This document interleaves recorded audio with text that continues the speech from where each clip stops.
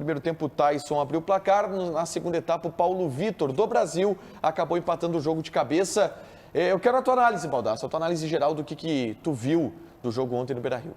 O Inter não foi muito bem, é uma bondade tua, né, Tiger? O Inter não tem absolutamente nada. O Internacional é um time pobre, um grupo fraco e uma direção lerda que estão levando o Internacional a uma condição que apavora o seu torcedor neste momento. O Internacional ontem entra em campo sem o Dourado, né? Porque os problemas todos do Internacional se resumiam ao Dourado. Jogou o Gabriel, que até fez uma boa partida, e o Inter continuou com os mesmos problemas. O Internacional defensivamente é caótico, pelos lados do campo e na bola aérea, caótico. O Paulo Vitor, que foi o melhor jogador do Inter na partida ontem, que eu sempre digo que é fraco defensivamente, eu poderia estar condenando ele agora, porque foi uma jogada em cima dele, o gol do Brasil de Pelotas. Mas não é culpa dele. Não, como não era culpa do Heitor antes. O Internacional não tem cobertura pelos lados do campo, o Internacional na bola. A bola aérea é uma emoção. A bola aérea defensiva do Inter é uma emoção. O jogador do Brasil de Pelotas fez um gol sem pular de cabeça dentro da pequena área. E desde o primeiro jogo é assim. Não há Medina, nenhuma evolução. Parem de brincar com a inteligência do torcedor. Parem de falar que o time está evoluindo. A peça ofensiva do Internacional, igualmente, não tem nada. O Inter fica trocando bola, tico-tico, taca-taca para o lado o tempo todo. Ninguém consegue entrar com qualidade dentro da área. E o senhor Medina, que até agora, atenção, são 7 jogos, eu não estou sendo definitivo, eu não estou pedindo saída do treinador, mas o trabalho do Medina até agora é ruim.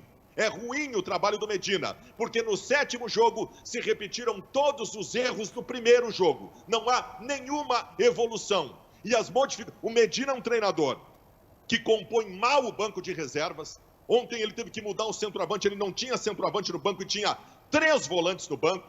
Ele não tem dado chance para o Gustavo Maia no banco de reservas, para o Tauan Lara. Ele compõe mal o banco de reservas. Ele não sabe substituir. Ele fez de novo uma gororoba ontem, tirou o Paulo Vitor, que era o único jogador vertical do Inter, para colocar o Bosquilha, que era mais um Armandinho, dando toquezinho para o lado. Tirou o Gabriel, que fazia uma boa partida na organização da abertura do meio-campo para colocar o D'Alessandro. Errou tudo. O treinador do Inter faz um trabalho insuficiente e a direção do Internacional é morosa, porque também falta qualidade. Onde estão os pontas? Onde estão as contratações? Eu tive que ouvir do meu diretor executivo que as coisas acontecem no tempo dos dirigentes, que não vão sofrer pressões e que a janela, disse Paulo Brax, nós temos até abril para contratar. Até abril para contratar, Paulo Brax? Tu vai contratar o quê em abril no final da feira, Paulo Brax? Como é que nós vamos estar em abril? Tu quer estrear jogador no Inter no jogo contra o Atlético Mineiro no Mineirão, Paulo Brax? O Internacional tem um grupo pobre, não há justificativa para não fazer investimento neste momento, porque no ano passado levantaram uma bandeirinha da austeridade financeira para ter feito um ano ruim sem competir. E aí sai ontem a informação que o Internacional acumulou no ano passado, só até novembro, 64 milhões de déficit. 64 milhões, que austeridade financeira é essa? E ainda recebeu 30 milhões no ano passado de um campeonato brasileiro que nem era do ano, era de 2020, que se não tivesse pandemia teria ido para a gestão anterior. Teria 100 milhões de déficit nesse momento. O Internacional está caminhando para uma condição que faz com que ele entre num campeonato brasileiro apenas para não cair. Vamos parar de tentar enfiar na nossa goela que o Internacional está evoluindo. Não está, é insuficiente e é muito preocupante o que está acontecendo. Ribeiro. Olha, eu estava olhando a jornada ontem na Rádio Bandeirantes e eu perguntei para o Benfica no intervalo, tá? Porque eu fiquei conversando com as pessoas e tal. Eu fiquei assim, Benfica, Luiz Henrique, né? Cara, assim, eu tô tentando como analista e com bons olhos, tá? Assim, porque na verdade eu sempre começo com bons olhos. Eu não sou um cara ácido, não sou nem rabugento, cara. Quem me conhece sabe.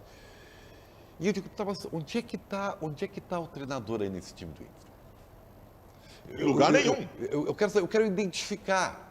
Aí o Benfica, muito amável, carinhoso também, diz, não, Ribeiro, olha, dá para ver que, por exemplo, o Medina gosta de trabalhar com as linhas avançadas e tal, né? Eu digo, tá bem. Tá, mas isso é o copo meio cheio ou o copo meio vazio? Por que eu estou perguntando isso? Porque as tais das linhas avançadas do Internacional estão desordenadas e deixam um buraco atrás, que o sistema defensivo do Inter é completamente vulnerável. Por que tu acha que o Inter vai golear o Grêmio?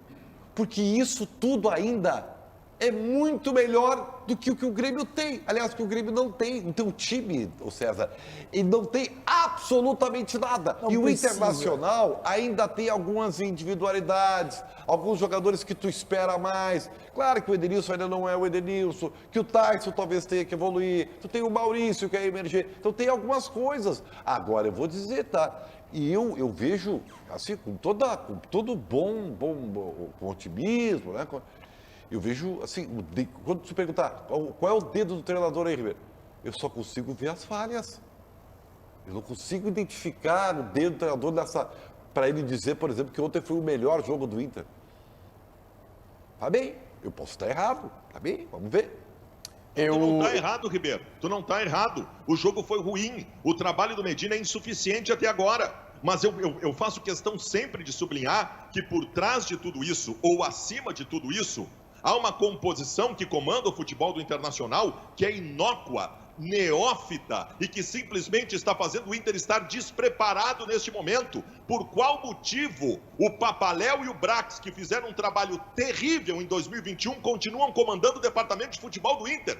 Por que o Papa... É porque é amigo do presidente? Por que ele continua como vice de futebol do Inter? O que o Paulo Brax fez para no final do ano alguém olhar e dizer o seguinte: opa, esse aí fez um bom trabalho, vamos continuar com ele? O Inter fez tudo errado. O Internacional não tem austeridade financeira, o Inter gasta os borbotões, não consegue fazer time, não avança nas competições e começa o 2022 fazendo rigorosamente a mesma coisa. Não, fazendo pior, porque o time neste momento é pior que do ano passado. César. Eu vejo um certo cuidado em vocês. E aí ontem eu já falei isso. Cuidado. Daqui a pouco eu quero vir com. Daqui a pouco eu vou chegar com. Ontem eu não gostei da atuação do Inter, mas eu quero fazer algumas observações boas. Eu vou conseguir achar o copo meio cheio. Não, mas é que eu vejo assim, se o treinador do Internacional fosse o Argel ontem, e nós Se fosse o Mancini. Se fosse o Mancini, o treinador do... Não, o Mancini. É o Mancini. Fosse o treinador do Internacional ontem e tivesse feito a frase que fez no fim do jogo. Demissão. Não, o Baldassi tinha quebrado a TV. Mas, ô César, eu e o Ribeiro estamos dizendo que o trabalho do Medina é ruim até agora, nós acabamos de dizer isso. Vocês são comedidos, vocês por quê? sempre fazem uma vírgula, porque ele é Sabe por quê? argentino. Não, porque ele está iniciando o trabalho. É porque são ele tá 7 iniciando jogos, o Mancini tem 4 meses, ô César.